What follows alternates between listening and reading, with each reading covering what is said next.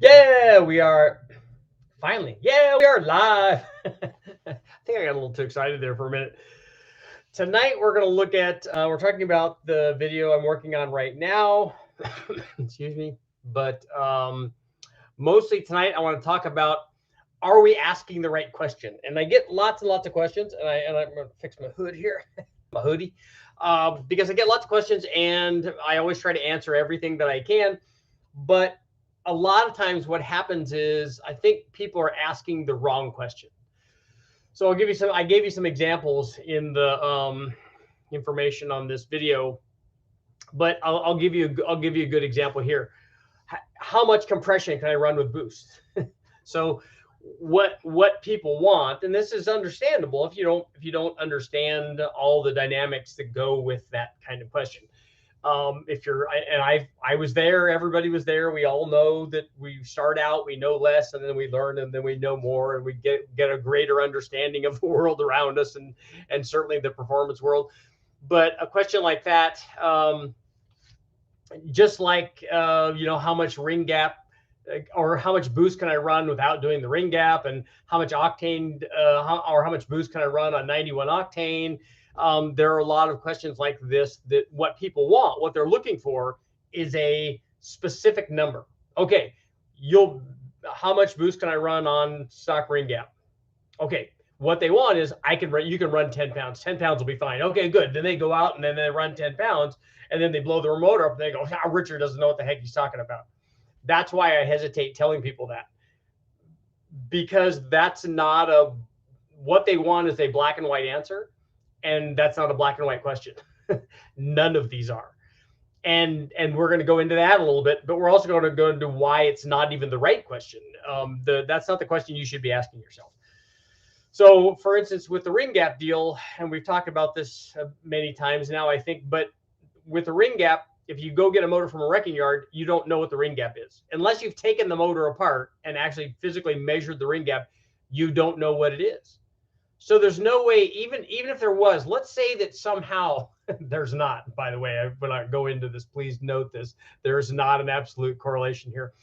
If there was a direct correlation between how much you could boost your motor, how much boost your motor would take versus an amount of ring gap. So like, let's say, okay, with 15 thousandths ring gap, you can only run 7 pounds. And then with 20 thousandths, let's say you can run 19 pounds. And then 25 thousandths, you could run 26 pounds. And then 30 thousandths, which is, as we all know, is the magical number, you can run an infinite amount of boost.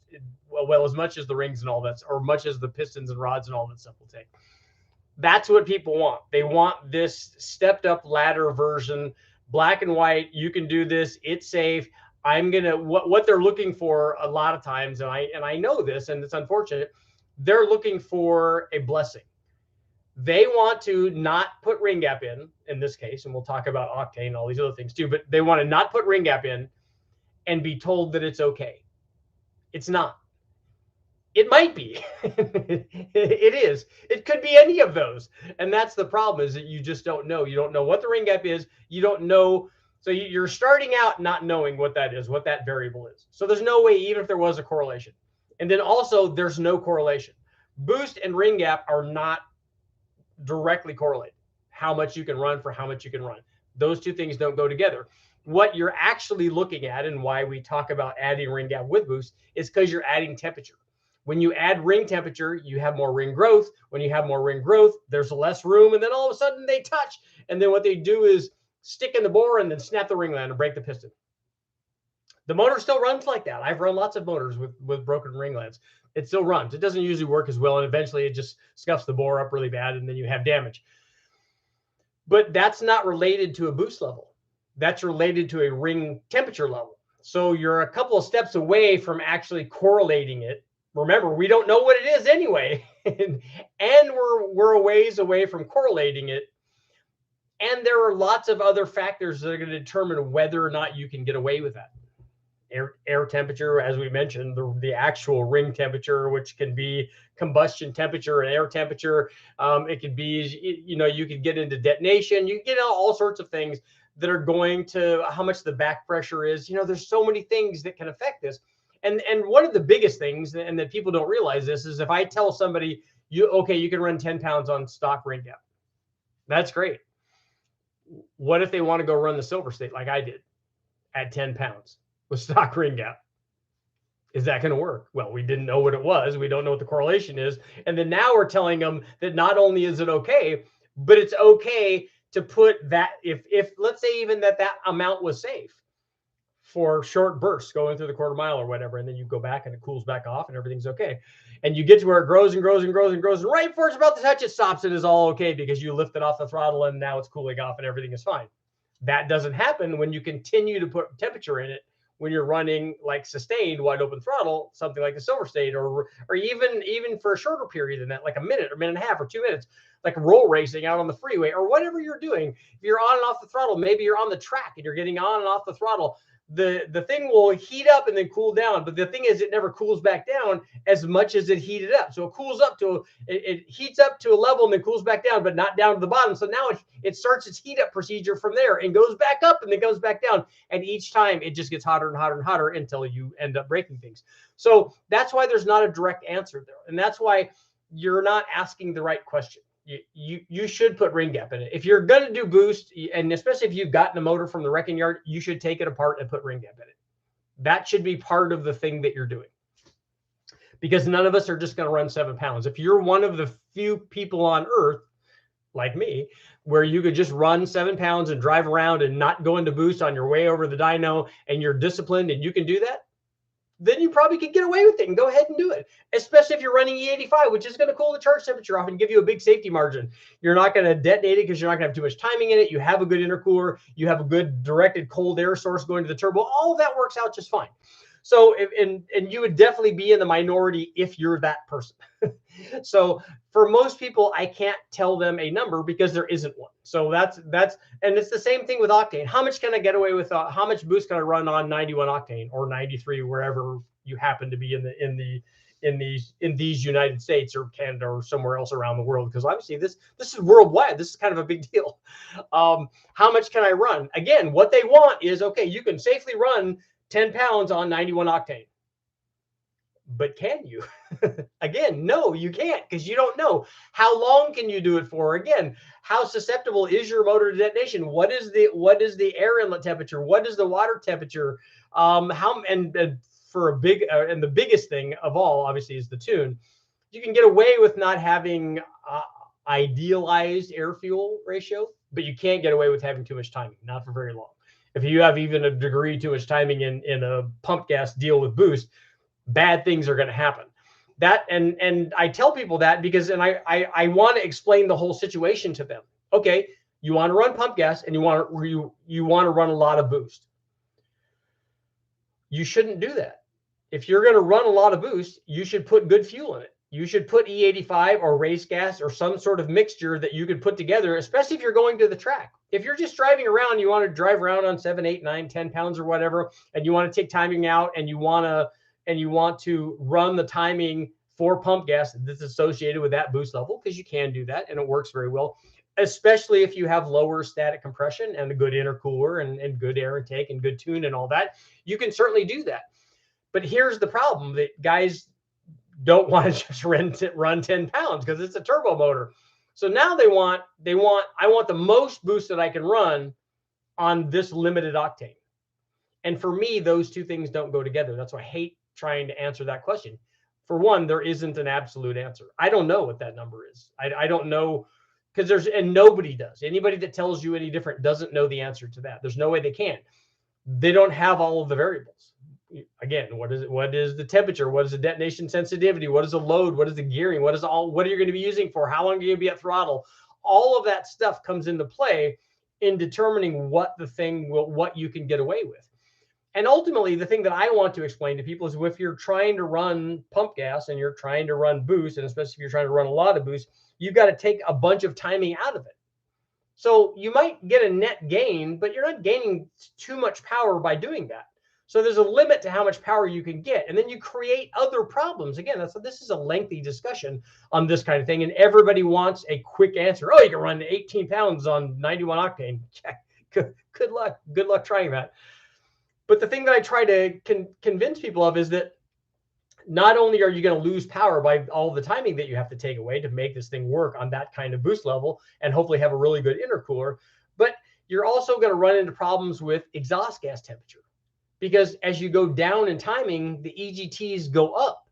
If you have compound that with a back pressure problem, then you're going to put more temperature in this thing on the hot side, and it's just not, and that's going to make it be more susceptible to detonation because of the increased exhaust gas temperature that has nothing to do with the boost. It just has more to do with your choice of running time. That's why all of these questions you're, in my opinion, again, you're asking the wrong question. Just like with the question that we get, and I don't get this nearly as often as I kind of miss it now. Is you're like, what's the best cam for boost? Well, that's a big, broad question, and there's not one answer. So people think, and in their defense, the people that are asking this question are not as knowledgeable on camshafts, on turbo motors as they would want to be, I'm sure. But also, they're fed a nonstop onslaught from the industry and from people online, because individuals that have chosen a camshaft for their turbo motor, theirs is the best cam ever. Doesn't matter what it is, because they've made the choice. They need reaffirmation that they've made the choice. So they're going to tell everybody, oh, this is the best cam ever. You can't get any better than this because I chose it. Obviously, therefore, it must be the best. They also get that from manufacturers. Oh, this is the best cam you could use. Ours is the best cam. This cam is way better than A, B, C, and D companies that sell a cam that's spec-wise almost identical, but ours is definitely the best. So they get that beat into them a lot. Well, they don't get that here.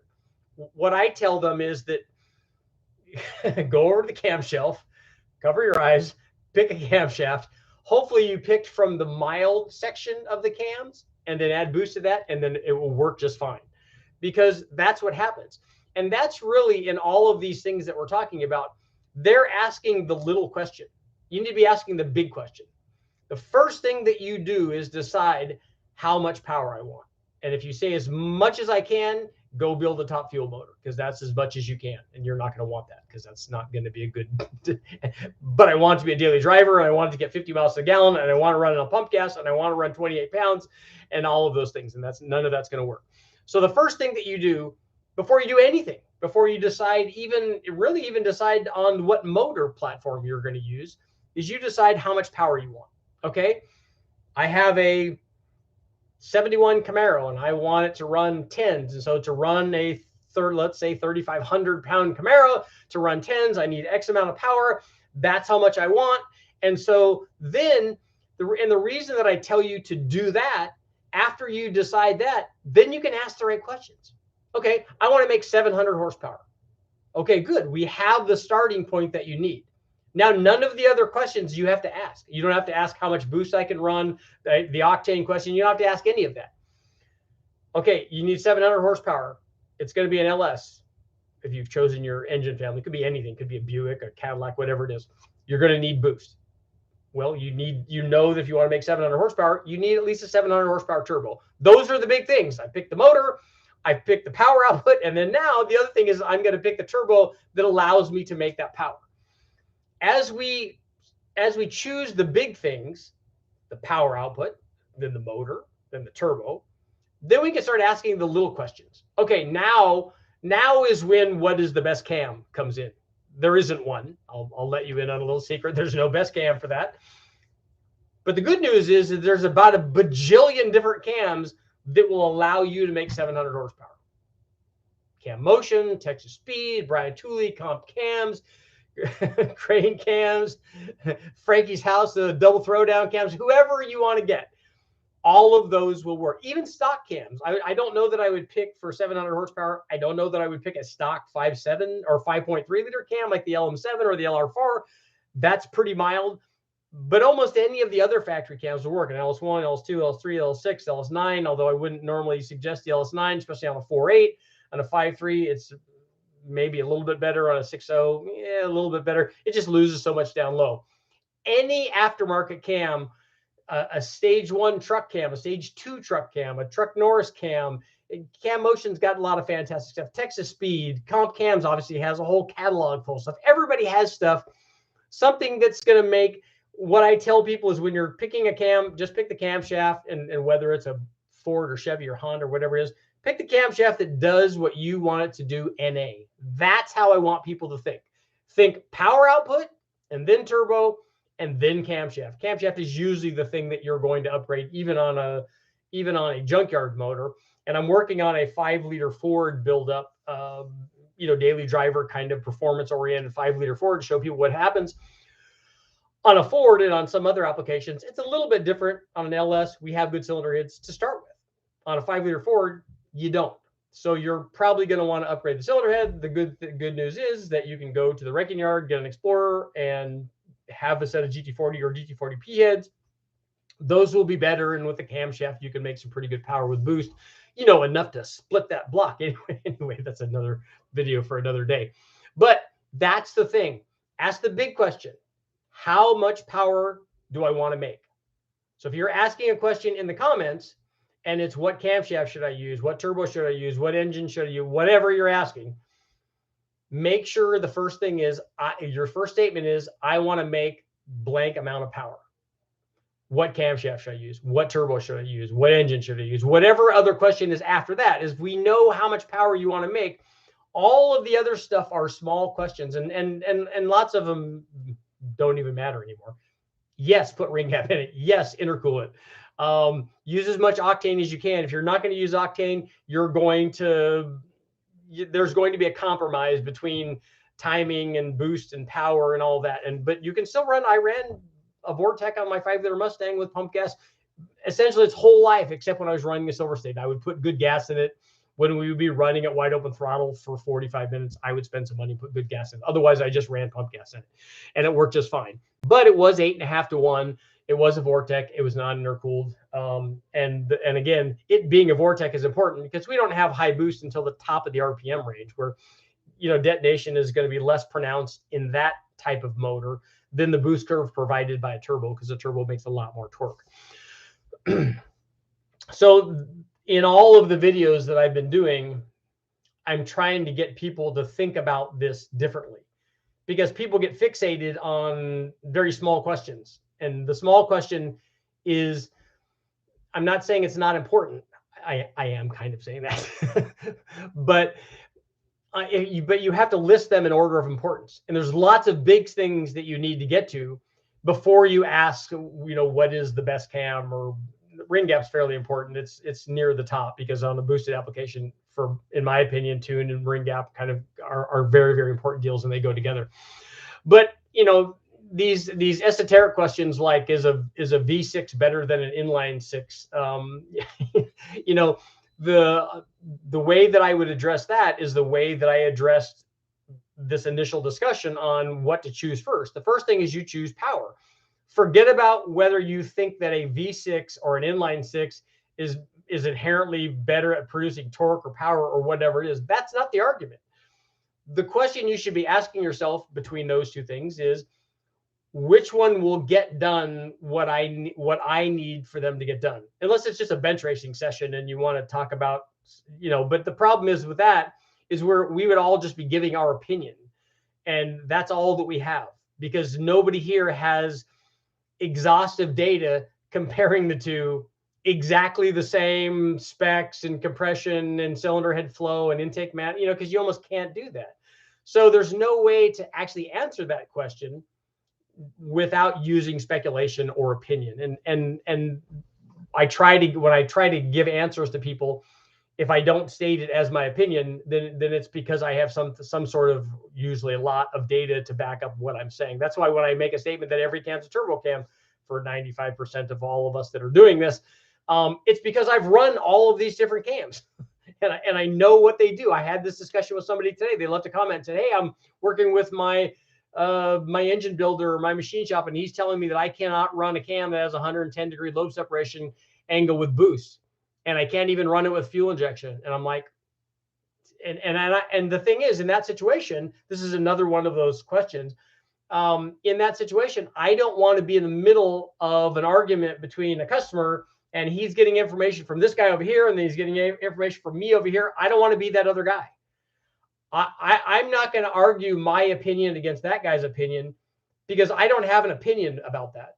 I have facts. I've run 50 or 100 cams with 110-degree LSAs, and we all know that the LSA is not the sole determining factor of whether or not the cam's going to work on a particular combination with EFI. They all will work with EFI. They all will work under boost, whether or not it's going to work under boost or with EFI or with a carburetor and all that.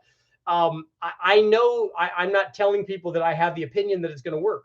I know that it will because I've done it. If I've never climbed Mount Everest, I can only give somebody an opinion that I could do that, which, by the way, I'm certain that I could not. But if I told somebody that I could, that would be my opinion. It wouldn't be because I had gone and done it. You know, it's just the same way with anything. If you go out and say, hey, I can run 9s, that's an opinion until we see the 999 time slip. Then you're not that guy. You're just a guy that's talking about it. So there's a big difference. But so when you're asking questions, don't get, and this helps you with your project too, because the things that you need to get done are the big things first, and then do the little things. The color that you're going to paint the floorboard of your of your race car is not nearly as important as what the motor you're going to use and the transmission and the tire size and the gearing and all that. That sort of thing is not nearly as important. So do the big things first. And it's the same thing when we're asking questions and trying to get information. Ask the big questions first, and then realize that after you do that, it will actually take care of a lot of the other little things. It doesn't matter that we're using a divided housing when any housing with any Y pipe will work just fine and give you the power that you need. So why worry about the little thing? You know, the exhaust and the size of the turbo or the discharge blowing from the turbo into the intercooler, all of those things are very, very tiny things. And that again, that's probably not the right question to ask. Okay, now I've stood up on my soapbox for a long time. We'll get to some questions here and find out what you guys are doing and how you guys feel. Let's see what, hopefully we have some good questions, and hopefully they're the big question, right?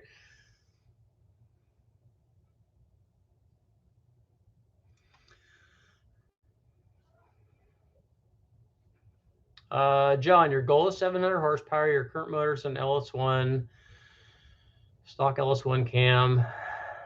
Can I make this power using E85 with something smaller than 20? I wouldn't try to run less than 20 ring gap on that. 700 horsepower with a stock cam is going to require a fair bit of boost. So I would put ring gap in it.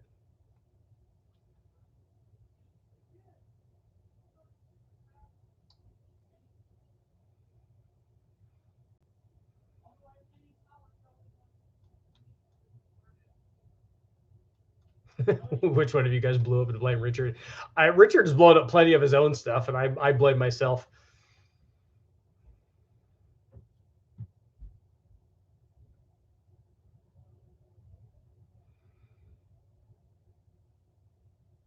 ProCharge Mopar, my ProCharge 360 back in the 90s had a 110, 224, 230, loved it. And see, that's the thing. A lot of guys are talking about, as a matter of fact, I got a lot of comments about the Truck Norris cam. Oh, that LSA is too tight. It's gonna have a choppy idle, and it's not gonna drive very well. It has no duration. So the idle is gonna be just fine. If it had 106 or 108 or 110 or 11 or whatever LSA, and it had 260 degrees of duration at 50, then we could talk about idle quality.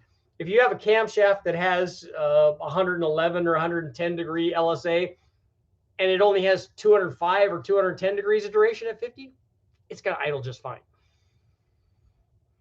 CRH Garage only run 210,000 miles that are pre-gap. They are not. That's a fallacy. We know that that's not accurate because I've tested dozens and dozens of motors, and there's no correlation between the mileage and the gap. The bores on the LS motor don't wear very much, and the rings don't seem to wear a lot either. I've taken apart a lot of the big bang motors I took apart, which had 250,000, 249,000 miles, still had ring gap in the teens, and that's not enough.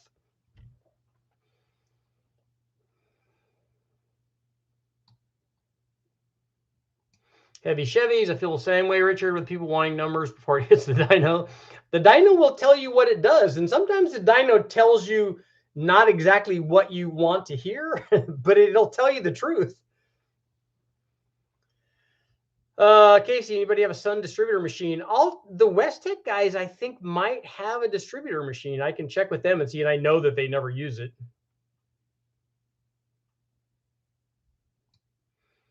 Oh, see, Pro Charger Mopar, that would be another reason why I would never climb Mount Everest. I would feel bad seeing all the dead people up there. I wish they would go up and take all of the dead people that died up there and bring them down and bury them properly and not just leave them up there. But it's $11,000 to climb that? Wow.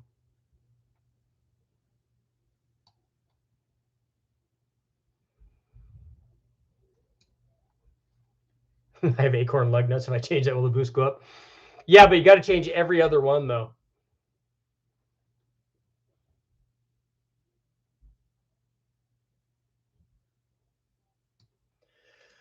Running Joe off-road question that I have. I want to move my throttle body off my intercooler versus my intake. What effect would that have? So you want to put your throttle body on the intercooler and not the intake manifold? Let me know why you want to do that. As long as the pressure from the turbo is blowing through the throttle body, then you're all set. But I don't know why you want all of that track length between the throttle opening and the blade. You would have better throttle response if the throttle body is closer to the valves. Cheers from Alabama. What's up? How does boost affect valve spring and pushrod needs? The springs are going to dictate your need for a change in pushrod strength and RPM. And boost, I think, does affect it. I think you need a little bit stronger spring with boost. Richard, can I use stock exhaust manifolds to run my turbo setup? If it's the LS, I think yours was an LS2, right? We run stock exhaust manifolds on all the single turbo stuff that I run.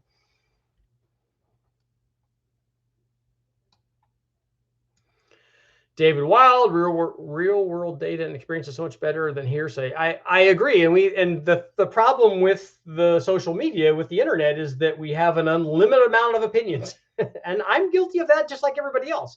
I try not to in the stuff that I'm doing on this channel, and I try to give, like, even the data that I give may not be 100%, and hopefully Brian Tooley and I are going to discuss that fact when we talk about the 706 versus 243, 799 head tests that we've run, because I don't think that there's an absolute. But again, and we're going to go over this, the real question isn't, and I now feel terrible for having done all of those tests, but the real question now isn't whether a 706 head is better than a 799 head on a 5.3 or on a 6.0 or on any motor. That's the wrong question. Like I said, if you're putting a turbo on it, why do you care what cylinder head's on it? If you have 1,000 horsepower turbo on it, and either one of those heads, any of the heads, a 317, a 241, whatever it is, will allow you, with the camshaft and a spring upgrade, if any of those heads will allow you to max that turbo out, why do you care? Back in the day, everyone was upgrading their heads on the 5.3s, which I thought was foolish, because after doing that test, I showed that the 706 head at least works as good as the other ones, and possibly even better. And so why would you need to upgrade to a 799 head or a 317 head, because we know it has the big valves and flows just as well as the 799?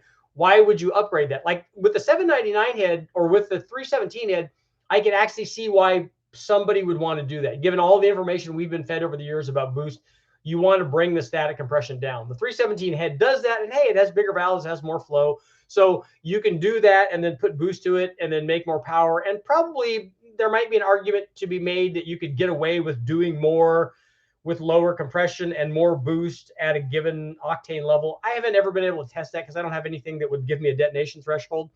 But maybe there could be argument for that. But if you have a 243 head, and if it made more power than a 706 head, which I don't think that it does, and you have 1,000 horsepower turbo, guess what we're going to do with either one of those heads? It doesn't make any difference. You should just run the head that you have, because then you don't have to buy another head. If you have a 243 on it, run that. If you have a 706, run that. put your 700 horsepower turbo or your 1,000 horsepower turbo or whatever. You know, if you're going beyond that, then maybe you want to start building stuff up a little bit. But if you're going to go beyond that, in my opinion, neither one of those is the choice that you want to use. You want to use an aftermarket head that has a thicker deck.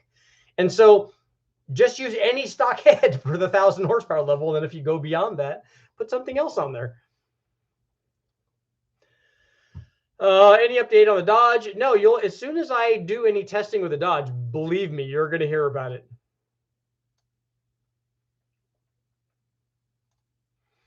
I want minimum boost and 600 horsepower. Can I get away without ring gap? Or what are you starting with?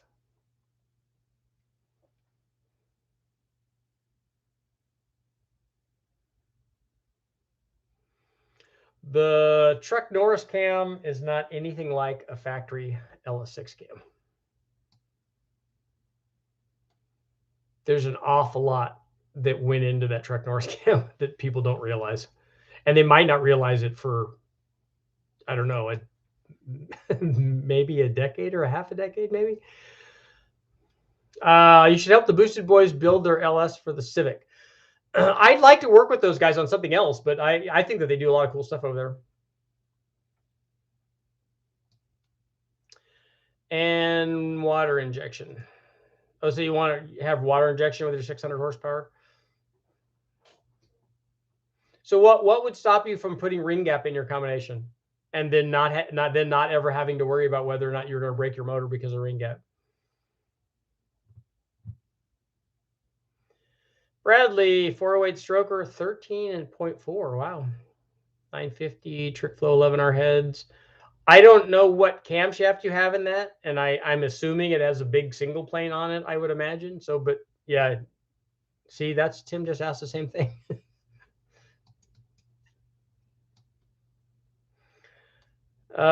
Zane, what do you think about twin S475s for 750? You just need one of them. You don't need two of them. What have you done to the red Silverado? Nothing. I just put gas in it. I did change the water pump on it, though.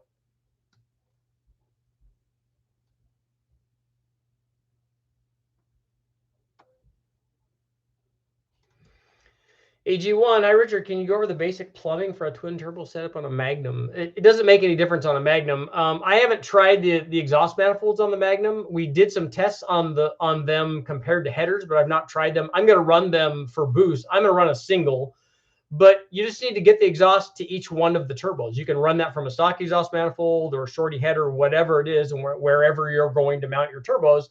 And then after the turbo, you're going to have the exhaust go back down into wherever that's going to go into. You're going to discharge from the turbos into hopefully some kind of intercooler. It's going to go into some kind of Y normally, and then they go to an intercooler and then into the intake manifold or throttle body.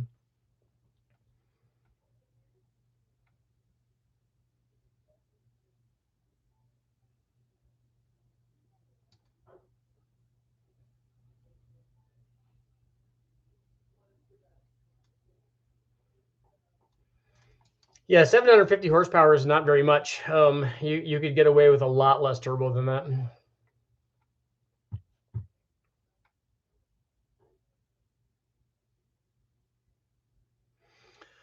Nate, I don't. His question is boosted Ellis valve springs. You have a go-to spring? I don't. I've used the 26918 Beehive spring a lot from Comp.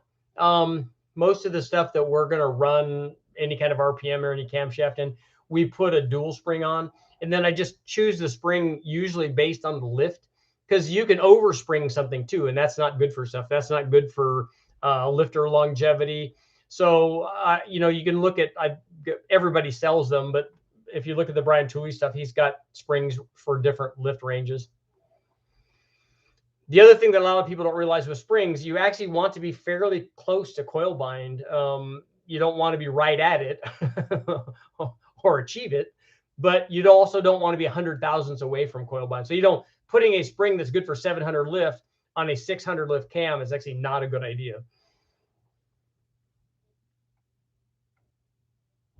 A Garrett 98 millimeter turbo, yeah, that would feed a lot of power. Trick flow intake, cam specs out in shop. Okay. Bradley, take a look at the video that I have up on the 408 that I did. We did the trick flow intake and we did their heads. and we did, I think we did one of their bigger cams, and that thing was like low 600s, I think, if I remember right. And then we also ran it with that Extreme Energy or XFI 236 cam, I think, also to have it be a little bit more streetable, and it tuned some power out of it, obviously. But take a look at that, and the specs are up there on that camshaft. It should give you an idea. It wasn't anywhere near that static compression. I think that we were closer to 10 to 1 or 11 to 1 on that. See, Arc to Triumph gets it. Ice is back with my brand new invention. You get really small turbos and make 400 each. So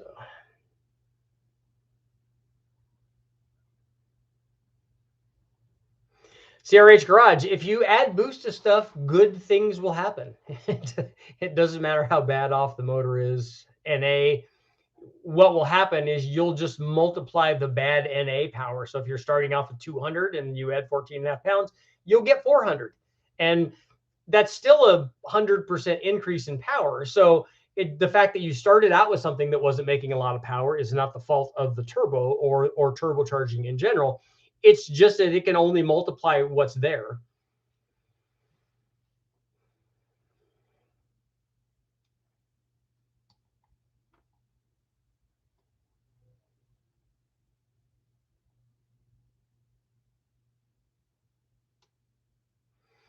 Kurt, I wouldn't have any trouble running old diesel turbos. They're not usually optimum, excuse me, a lot of times for gas engines, but I don't know about that particular turbo. Maybe Whole Set Tim will know about that one. What do you think of the YM blower for the 302? Bradley, take a look. I have videos up on that. We've run that blower many times.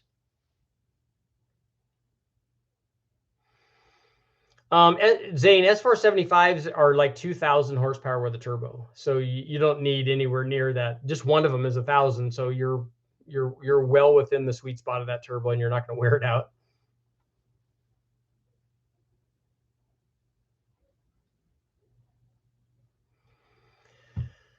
ASIL performance, Richard, I'm a huge fan. I want to know what I need for 800 wheel horsepower on a 5.7. Is it a 5.7 LS1 or is it a 5.7 Chevy, 5.7 Hemi? Normally the go-to thing is for that kind of power level is good fuel, intercooler, ring gap, head studs, head gaskets. And if you're wanting to do it for a long time, then you can upgrade the rods and pistons.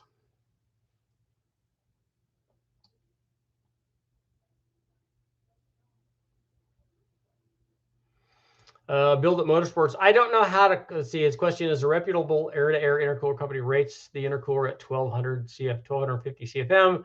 No flow testing information given. What power level do you expect to get out of it with only that information? I don't know. I don't know how to correlate that.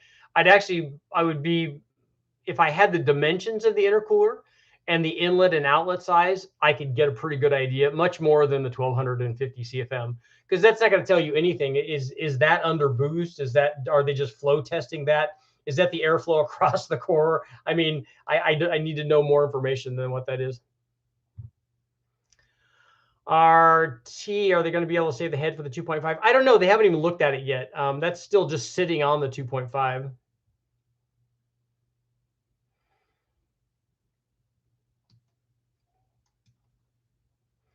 Why did they say some aftermarket roller rockers only go to 550 lift?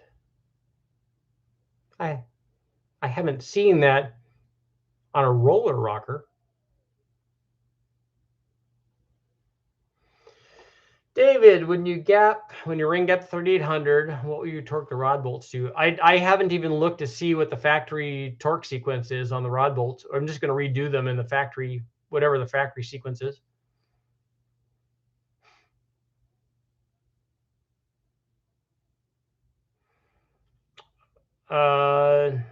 Noah, do you have a website that I can type a specific engine and get your information? No, you just need to look up on here, but I have playlists. So if you're looking at a 454, I have a naturally aspirated big block playlist that you can go there and look at all the videos that are there on the different kinds of motors.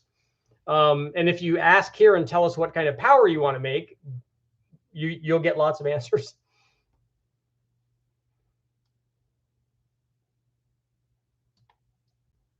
JB, how do I go about buying you a beer? Sometimes I do happy hour and horsepower with my wife, but you can do super chats on here if you're interested. Whatever you need, you don't have to. I try to answer all the questions I can.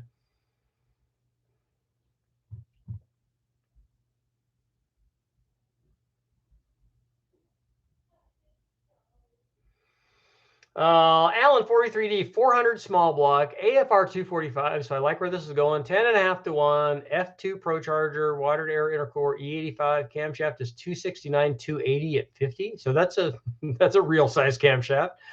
115 lobe separation. Do you feel if I use a camshaft more suited to NA, it would work better? No, actually, I think that camshaft is probably pretty good. I don't know what the lift is, but if you tighten up the LSA a little bit, you probably could get a little bit more low speed power if that's what you're trying to do, and that might help with a centrifugal blower. But my guess is that combination can max out that supercharger.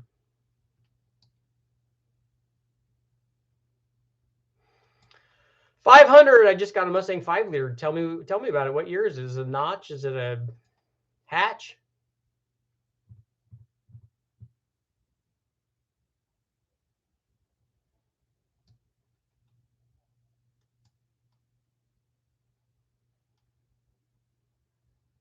You already need a new spark plug on your Mustang 5-liter. What'd you do to it? Yep, your rag top down so your hair can blow. Michael. This is in chat, right? So, hi, Richard. Could you explain to me all the pros and benefits of the Holley HP stuff you use? It's easy to use. That would be a very long, drawn out explanation. It works well. It's easy to use. Because I've used it a lot, just like anybody that uses anything a lot, you get accustomed to it.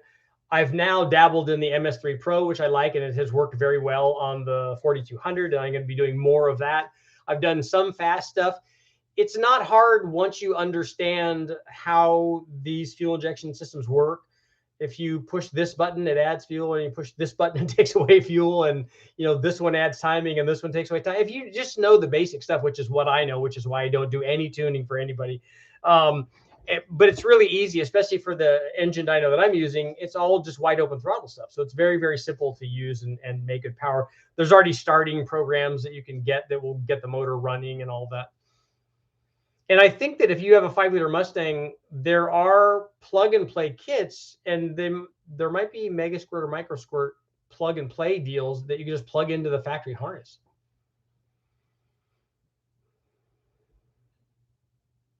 Or are you talking about a Coyote, or are you talking about like an OG 5-liter Mustang? Because I'm always going off the original one.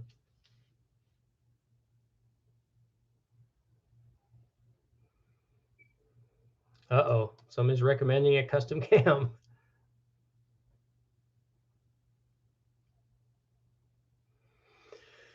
Azel Performance, you need to tell me what engine that is. 5.7 doesn't tell me enough. What engine family is that?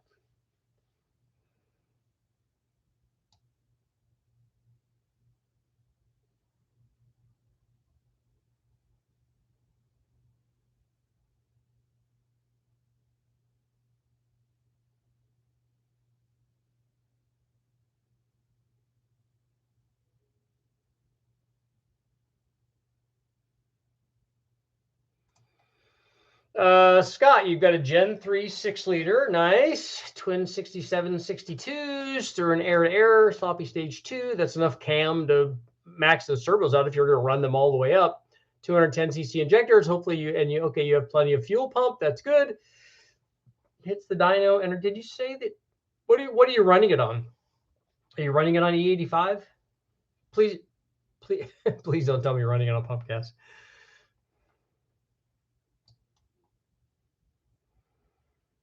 Twin 78 millimeter 5.7. That's like 2,000 horsepower.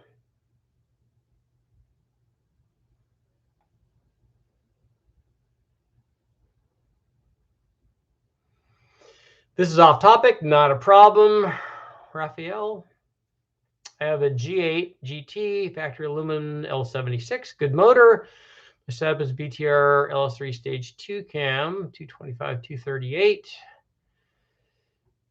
660 springs, 821 heads, shaved 30, 85, FTI 3600 triple disc. So is that your NA combination? That should work pretty well.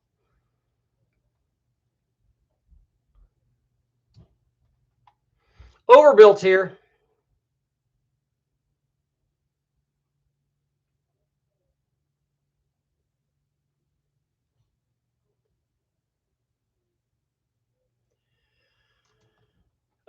You could put a small shot of nitrous on that and get in the 10s, I think, without any problem. Or boost would do it fairly easily.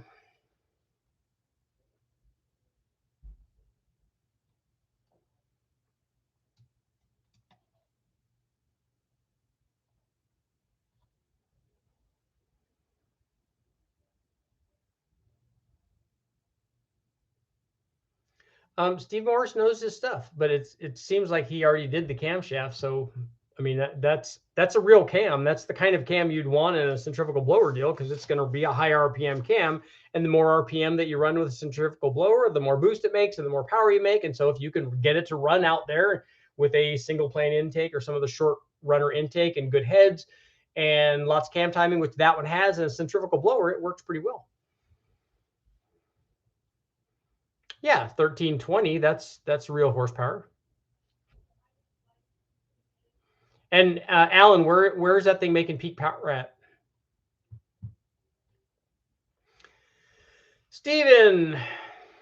Hey, Richard, maybe a test with 93 pump and octane booster in a turbo LS for us that can't get E85 in Central America. The problem I have with octane booster is I honestly don't think the stuff that you buy off the shelf helps very much. I don't think it actually changes octane numbers the way that people think.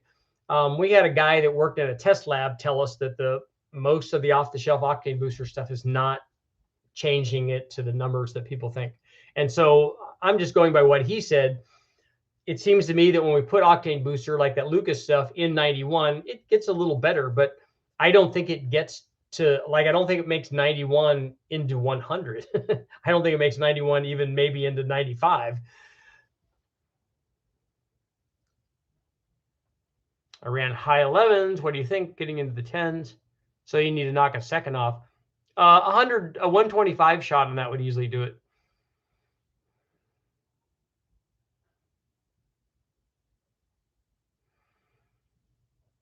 Did you see the turbos that Mike is running on his caddy? Mike, who are we talking about?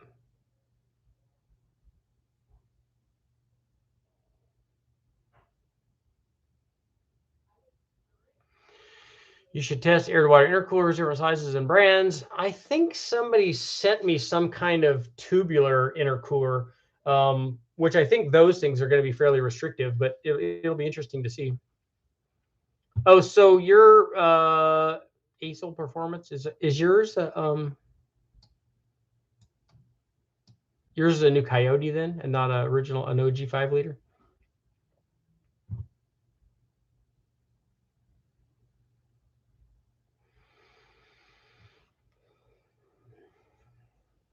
Ben, Richard, for now I'm running a spare LQ4 Gen 3 with 30,000 gap LS6 cam, single 78, 75. I think you run it to the limit of that turbo.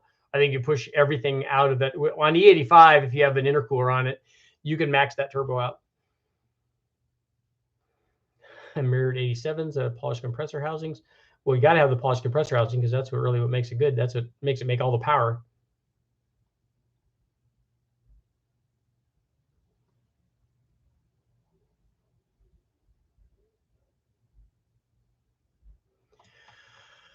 Okay, 2021 Hemi 5.7, 800 wheel horsepower. I would put rods and pistons in that. And then you just need a cam. You might be able to do it with a stock cam. That's pretty good.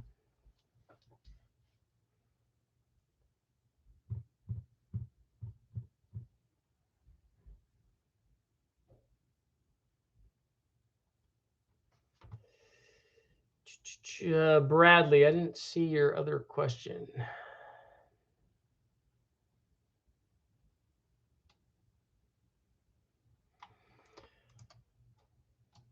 Okay, you're going to have to ask that again.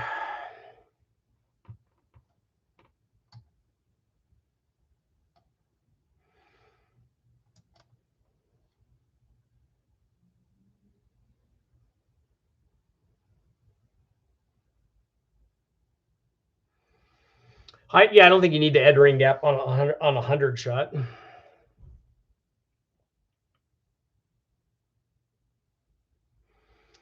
So I have an LM7. I want the crazy cam sound, but only for the sound. So you can buy one of those mother thumper cams, though. If I do that at my sacrificing performance, you're going to sacrifice drivability probably. Those cams still make power. Build it motorsports while I'm at it. What difference would you see in a nitrous cam versus centrifugal cam? The centrifugal cam is going to be a little bit more like an NA cam, but what I would suggest, and I don't know which direction you're going, put the cam in that makes the NA power that you want, and then add whatever one of those things that you want on there, and it will work just fine.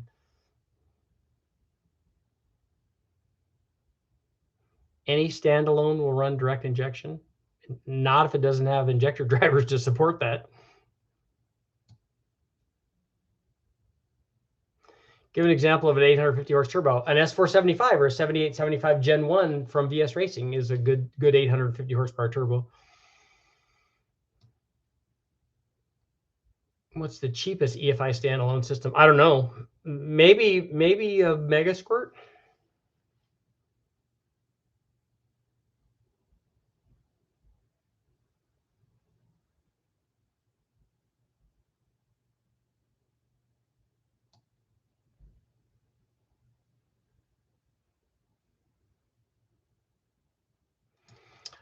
Nate, you have a Gen 4 LS. We'll be using MS3. I can't find any information on initial setup. Those guys should have all that information. They're pretty sharp there.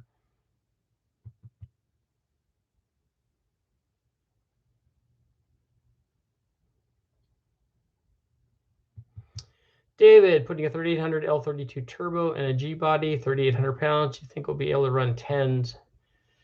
Yeah, you can make enough power with that motor to run 10s. But it's going to be front wheel drive though, right? If it's rear wheel drive, your 60-foot time is going to help you get into the 10s a lot better than a front wheel drive one.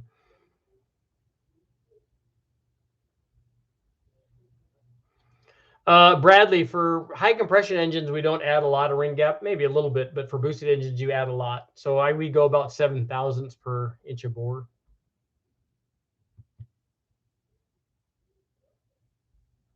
The motorhome 440 better beat the 2J. Oh, so when they race on roadkill.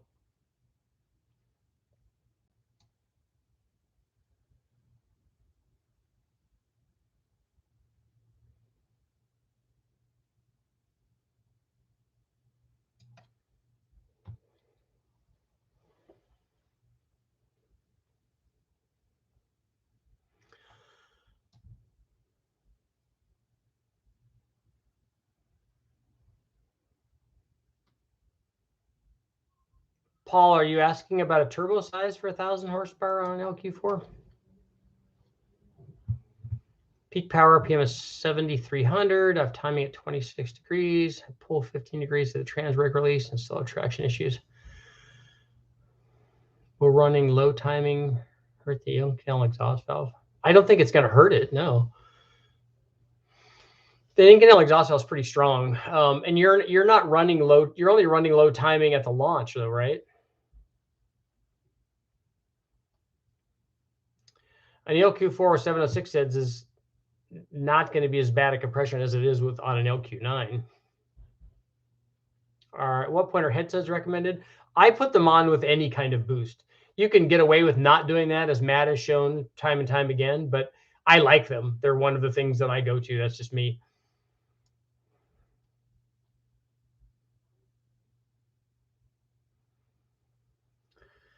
Todd, how much power you want to make?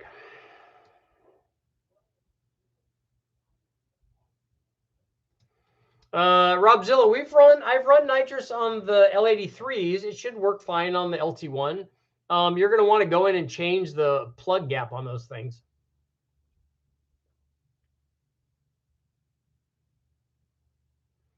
Hey, Richard, when you mention a turbo by HP as a single or twin setup, for which I've run a couple of their combinations for what application. On the 5-liter, we always ran a single.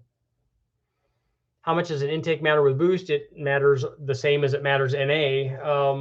The thing that, and again, this is one of those questions. Pick the intake manifold to make the power curve that you want NA, and then add boost to that. I had somebody ask me the other day, should I put a Trailblazer SS intake manifold and replace the factory truck intake manifold? I'm running boost. I said, no, I wouldn't worry about that. Normally, the Trailblazer SS would kind of be the go-to intake manifold for factory stuff. I would put a fast on it because the fast is going to make more power, but it's also a lot more money. So you have to decide whether or not that's worth it. If I'm running boost, and again, the limit is the turbo. If I have a GT45 turbo on it, I'm not going to do an intake upgrade because it's not going to do anything. I can max the turbo out with the intake that I have, and that's going to be the most cost-effective way to do it. You don't have to upgrade the intake manifold. If you're trying to get lots and lots of power, then you might want to think about that. But even at 1,000 horsepower, you can get 1,000 horsepower with the truck manifold and not upgrade to the Trailblazer SS. When guys are doing NA things and they're trying to get another 10 or 15 horsepower, that's when I recommend those kind of upgrades. But on boosted stuff, usually not.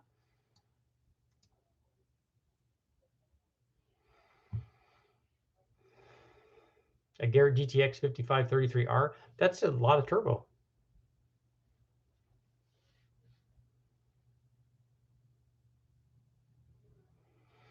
I don't think the L33 will go out to 4 inches. It'll go to 3905, but I don't know if it will go to 4. People have told me that they have bored the iron blocks to 4 inches, and I'd like to try that. I just don't know how much. I don't know how much sleeve you have left when you do that. Nate, thank you very much. I hope I helped, and I'm definitely going to have a round on you. What's a safe boost level for a fresh 33 big block Mopar with a purple cam? I plan on running twins. I don't know how much ring gap you put in it. You need to put lots of ring gap in it.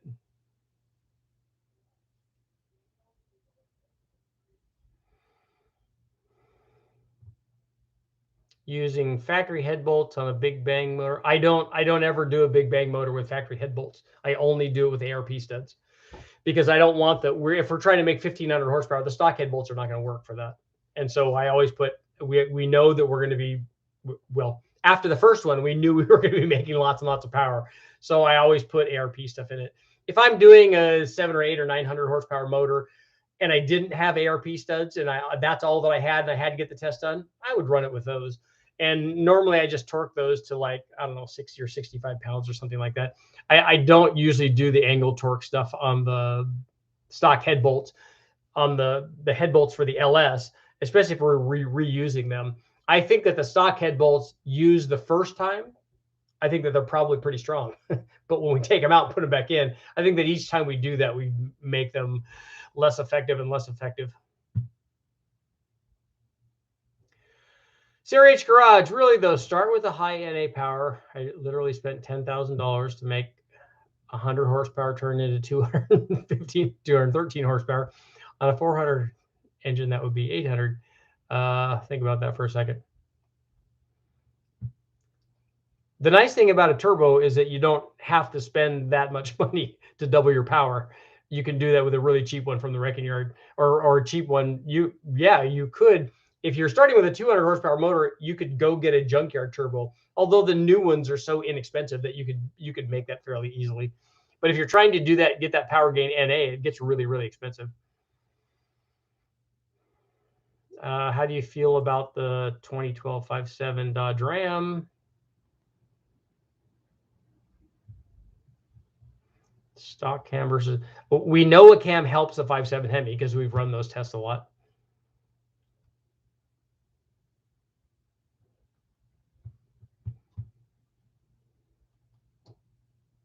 The Goober Life wasn't here obviously earlier for the earlier discussion. What power level do you think is a requirement to gap the rings? Just anything above stock, you should gap the rings. That's going to be my answer from now on. If you add boost, you should add ring gap.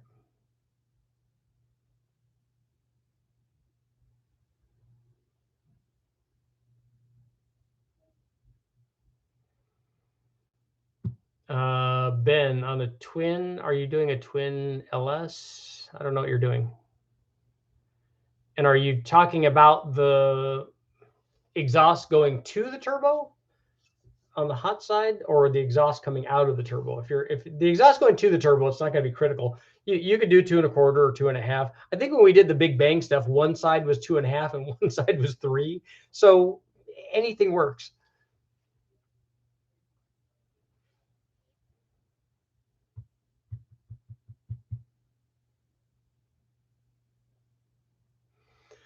Turbo 32 Coupe. My turbocharged 4.6 Cobra runs MS2 with 2 EDIS 8s. Okay.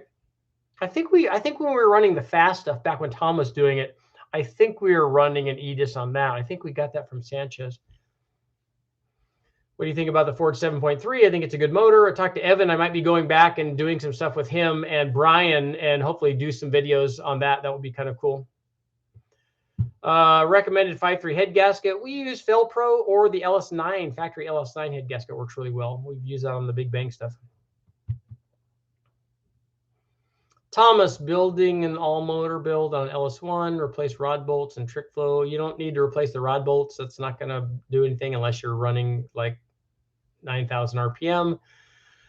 Trick flow 215 heads, or sell the LS1 and build an LQ4. You will be a lot happier if you do a 6-liter. It's going to make more power everywhere.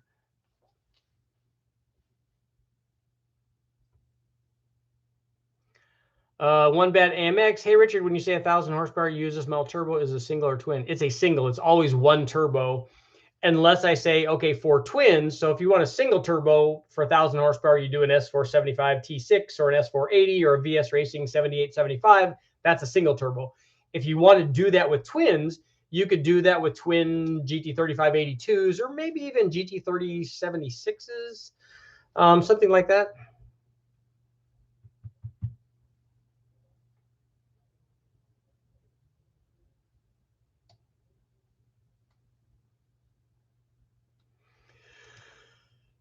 The amount of ring gap is not based on boost. It's the amount of heat and expansion that you're expecting. Tyler, let's see. Where's my question? Where was my camshaft? Oh, Nate, should I get a cam more suited for turbos or boost and send it? Or the cam that has? I forgot which cam it had.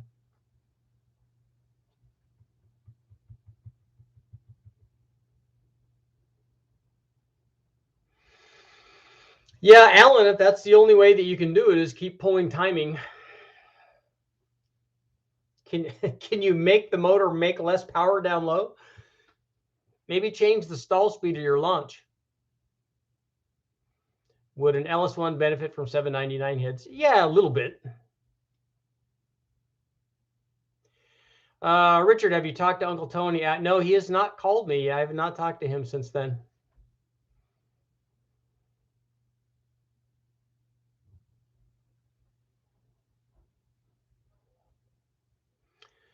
Ross, did you ever find out from Blueprint on their engine to be all right to run boost on their 427 or 454 engine? What are those small blocks or something? I'm very interested in that, or the Power Rider 400. Yeah, the Power Rider 400 is what we ran in Chad's wagon.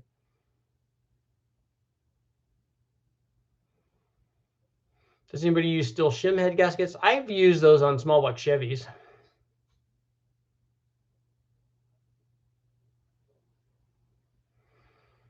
Braden, is 22,000 ring gap enough for my Gen 4 rod Summit piston 5.3 for a 150 shot? Yeah, that'll be fine.